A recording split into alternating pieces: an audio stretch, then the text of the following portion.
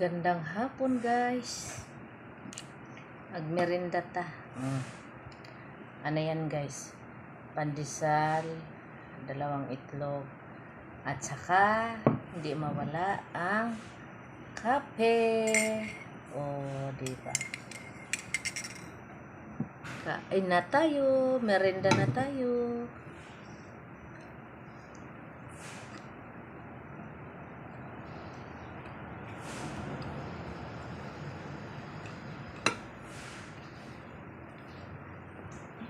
Kahit maliliit siya guys, masarap. May ano sa loob, cheese.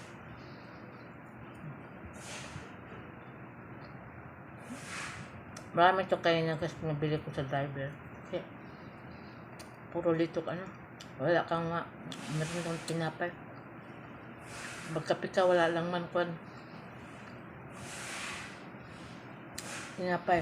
Puro laman dyan mo tubig. Saka, ano? Puro kanin. Kahit may ulam, nakakasuya din puro kanin. No? Saka, naramdaman ko na rin na mabigat na sa katawan ang maya kanin. Tuwing kain. Hindi naman maya, pero obligado naman tayo kumain 3 beses sa araw. Diba? Lalo na pag may trabaho. Hindi pwede walang kain. Pabili ako ng tinapay. Paubos na, wala na. Pag gutumin pa ako mamaya guys, kakain pa ako ng dinner ng oatmeal. Kasi guys, nung kababalik ko lang kasi guys pag bakasyon ng 1 month. Ito na, bumalik na ako dito sa trabaho ko.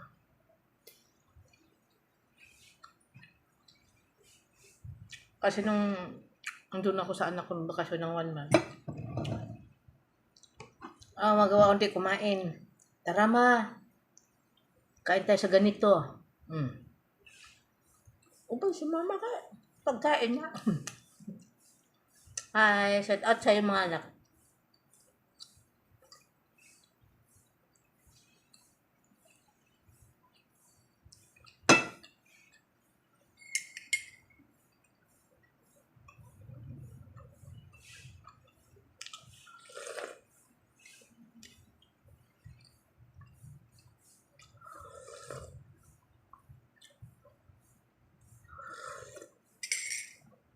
Init ba?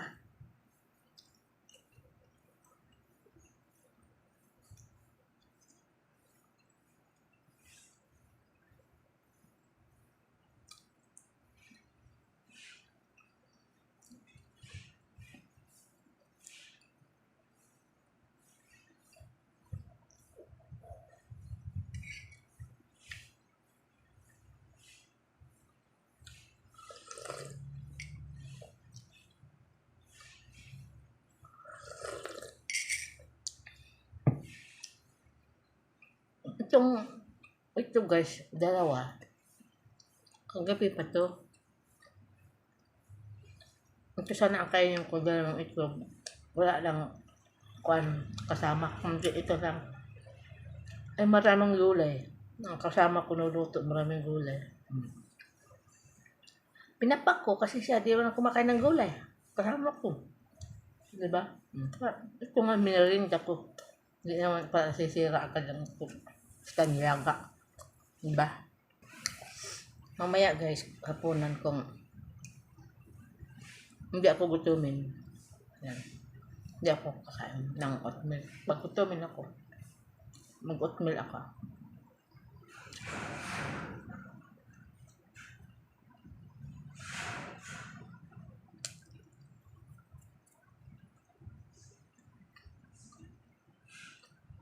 Masarap siya na pandesal guys.